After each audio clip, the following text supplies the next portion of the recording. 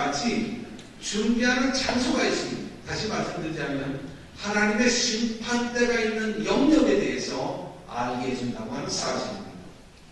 그리고 이 영계의 구조와 실상을 이해하면 계시록을 해석하는데 엄청 도움이 되어집니다. 왜냐하면 계시록은요, 주고 이미 영계에 들어간 성도들과 이 땅에 있는 성도들과 한 묶음으로서 풀어나가고 있다는 겁니다. 그러므로 영계의 구조와 실상을 이해하면 계시록도 아주 이해하기가 쉽다라고 하는 사실입니다. 그 다음에 우리가 죄로 시간은 또 갖게 되어지는데요. 에덴 동산에서 아담의 범죄로 말미암아 마귀의 속성, 원죄, 이것을 죄성이라고 합니다. 이것이 우리 인간에게 들어오게 되었고, 이것을 신학자들은 전적 타락, 전적 부패, 완전 타락이라고 합니다. 그런데 우리 인간이 가진 본능, 정욕과 원죄, 죄성이 결탁을 해서 하나님의 뜻을 거스르게 되는 것을 우리는 이해하게 되어집니다. 정욕과 죄성이 어떻게 결탁해서 우리는 하나님의 말씀을 지키지 못하게 하는가, 이것을 구체적으로 이해하게 되어지는 것이죠. 그리고 또한 타락한 우리 사람들이 천국에 가기 위해서는 예수님의 보혈 은총이 절대 필요하다고 말이죠. 그런데 타락한 우리 인간의 심령에 대해서 연구하게 되어지므로 빛이 무엇이고 어둠이 무엇인가, 영적인 것이 무엇이고 육적인 것이 무엇인가, 여기에 대해서 세밀히 이해하게 되어집니다. 그래서 작은 이런 어둠도 죄라는 것을 이해하기 때문에 회개의 생활이 깊어진다고 합니다.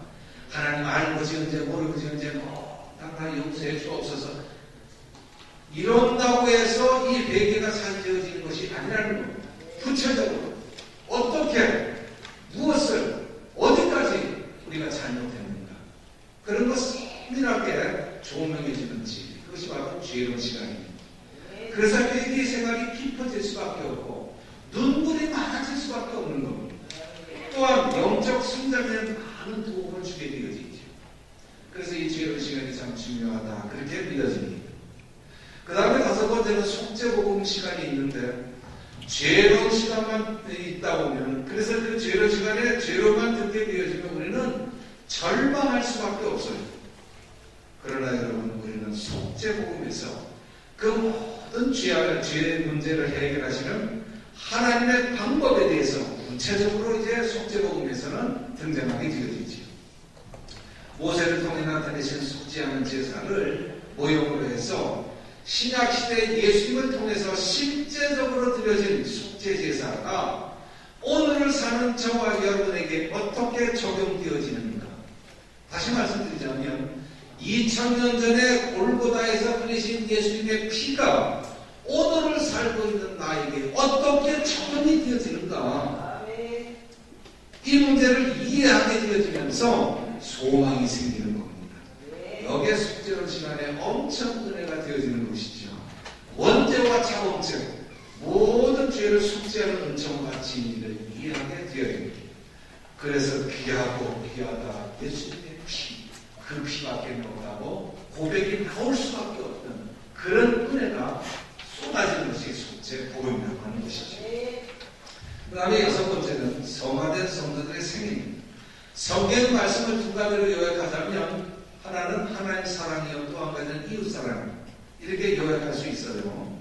하나님 사랑과 이웃 사랑을 적극적으로 실천하면서 마치 예수님과도 흡사한 삶을 살았던 성화된 성도들을 증거하면서 예수님의 빛을 따라 사는 삶이 도대체 어떤 것인가, 믿음으로 산다고 하는 그 말은 많이 들었지만 도대체 믿음으로 산다는 것이 어떤 건가 몰랐는데, 이런 것이 믿음으로 사는 것이구나 감격해하는 시간을 갖게 되어집니다. 그리고 천국에서 큰 상급받을 행실이라고 하는 것은 또 어떤 것인가, 이런 것들을 알게 해줍니다. 그러므로 이분들의 삶을 증거하면서 우리의 부끄러운 행실을 회개하고 영적으로는 크나큰 유익을 얻게 되어지죠. 한마디로 말씀드리자면 눈물 없이 들을 수 없는 말씀, 성화된 성도들의 생입니다. 이제 왜 아멘 소리가 있냐? 제가 아멘 교회 담임 목사입니다.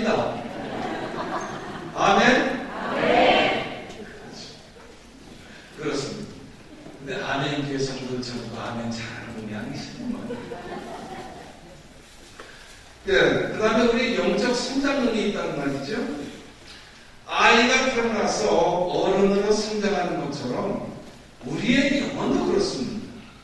출애굽부터 영적으로 성장하여 가장 높은 곳까지 점진적으로 성장하는 과정을 체계적으로 이해함으로써 성도님들의 신앙의 목표와 과정에 대해 관심을 갖고 진단할 수 있게 함으로써 신앙의 궁극적인 목표를 향해 달릴 수 있게 합니다.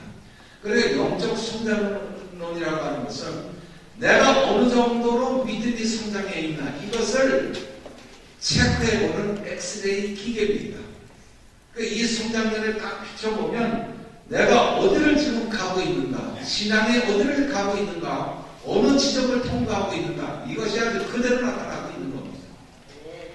내 믿음이 얼마 정도 성장했을까? 이 궁금증이 풀리는 시간이지. 또한 어려운 고통에 있는 성도님들에게 승리하는 생활을 할 수 있게 해주면서 대환란을 통해 익은 열매 만드시는 하나님의 섭리를 이해하게 되어집니다. 여러분, 우리가 이제까지 살면서 내 삶에 수수께끼 같았던 문제점들이 얼마나 많습니다. 왜 그때 그러한 불행한 일이 있었을까? 왜 그때 교통사고가 났을까? 왜 그때 아이를 가출해가지고 그토록 속을 새겼는가? 지금 왜 이런 문제들이 있고 그때 왜 물질적인 문제로 이렇게 경제적으로 타격을 받고 왜 그때 나는 병이 들었는가? 지금도 이렇게 어렵고 고통하는 이유가 뭔가? 우리는 그걸 모르니까 그래서 무조건 기도만 해서 해결하려고 하는데 이것은 성장에 따라서 역사하시는 하나님의 섭리가 있다고 하는 사실입니다. 내 삶에 이해할 수 없었던 수수께끼 같은 사건들이 이 성장론을 들으면서 그때 그런 문제가 있었구나. 그때 그래서 하나님은 그런 역사를 나에게 연출하셨구나. 그때 그런 과정을 통과하려고 내 가정에 그런 사건들을 하나님은 연출하신 거구나. 이것을 이해하게 되어진다고 하는 사실입니다. 그러므로 큰 은혜가 되어지고 앞으로 우리의 나갈 방향이 어떤 것인가 아주 탁 나타나는 겁니다. 가장 중요한 것이 성장론이 아닌가 그렇게 보여집니다. 그 다음에 여러분, 8번째 마지막으로 기본 진리 마지막 마태복음 13장 비유 해설이 있습니다. 여기 7가지 비유가 나오는데요. 이 비유를 통해서 기본 진리 전체를 종합적으로 정도를 해줍니다. 그리고 14만 4천이 무엇인가? 666의 비밀이 무엇인가? 이것이 시원스럽게 해석할 수 있도록 도와줍니다. 그리고 계시록을 해석할 수 있는 핵심적인 키가 마태복음 13장에 숨겨져 있다고 하는 사실입니다. 이렇게 해서 기본 진리 8과목을 가지고 두 번째는 요한계시록 강의가 있습니다. 기본 진리 8가지를 통해서 얻은 지식으로 계시록을 체계적으로 연구하면서 7년 대환란으로 심판하시고 천년 왕국을 세우시기 위해 재림하신 예수님을 대망하는 신앙생활에 있어서 큰 유익을 얻게 되었을 겁니다. 이렇게 핵심 진리는 기본 진리 8과목과 계시록 해석까지 2가지로 구성되어 있습니다. 이렇게 서론을 마치고요. 이제 본론으로 들어가면서 찬송 64장, 복음서가 64장 하나를 읽고요. 우리의 핵심 그 진리 입문 본론으로 들어가도록 하겠습니다. 64장입니다.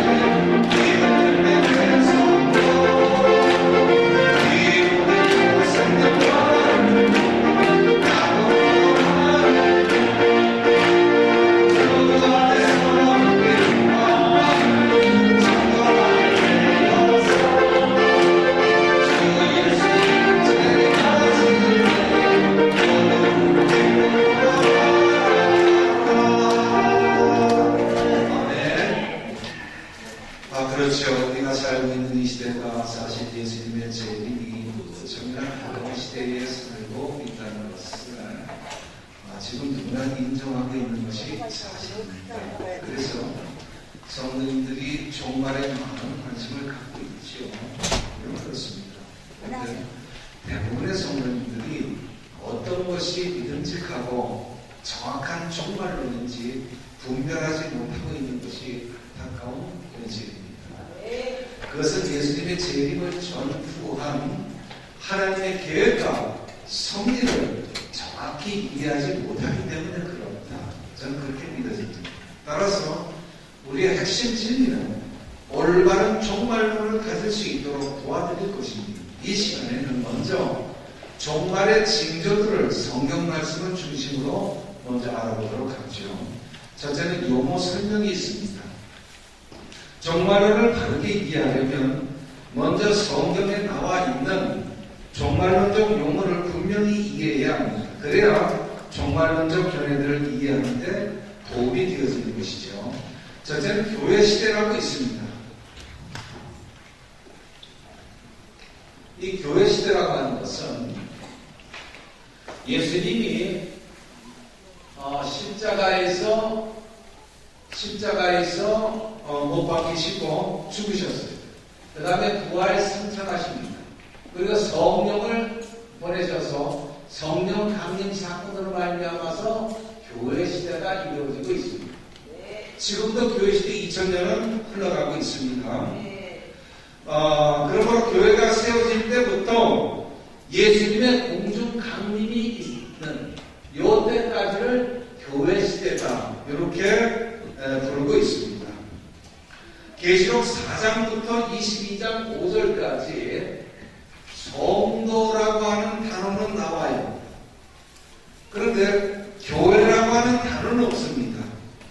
이것은 무엇을 의미하는가? 성경은 교회 시대와 대환란 시대를 분명히 구별하고 있다. 구분되어져 있다는 것을 이해할 수가 있는 것이죠. 이것이 교회 시대고요. 두 번째는 재림입니다.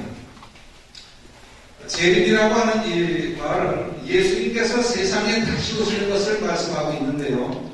예수님께서 공중 재림과 지상 재림 두 번 있어요. 공중 강림이 있고 지상 재림이 있죠. 그러므로 예수님의 재림은 두 번에 있는 것이다. 이것을 말씀하고 있고요. 그 다음에 휴거라고 하는 그 말이 있습니다. 이 휴거는 데살로니가전서 4장 16절 이하에 보면 주님께서 고령과 천사장의 소리와 하나님의 나팔과 침이 하늘을 쫓아 강림하시리니 그리스도 안에서 죽은 자 중에 먼저 일어나고 그 후에 살아있는 남은 자고 구름 속으로 끌려 올라가 공중에서 주님을 영접할 것이다. 그렇게 기록하고 있거든요. 예수님이 교회 시대가 끝나면 공중 강림을 하시죠. 공중 강림으로 말미암아 교회 시대는 막을 내리고 이때 휴거의 사건이 있습니다. 이때 이 휴거를 우리는 들림받는다 라고도 표현하고 있는 것이죠. 그래서 휴거고요. 또 한 가지는 이제 대환란, 네 번째는 대환란이 있는데 예수님께서 마태복음 24장 21절에 보면 그날에 큰 환란이 있겠으며 그렇게 기록하고 있어요. 마태복음 24장은 대환란 장면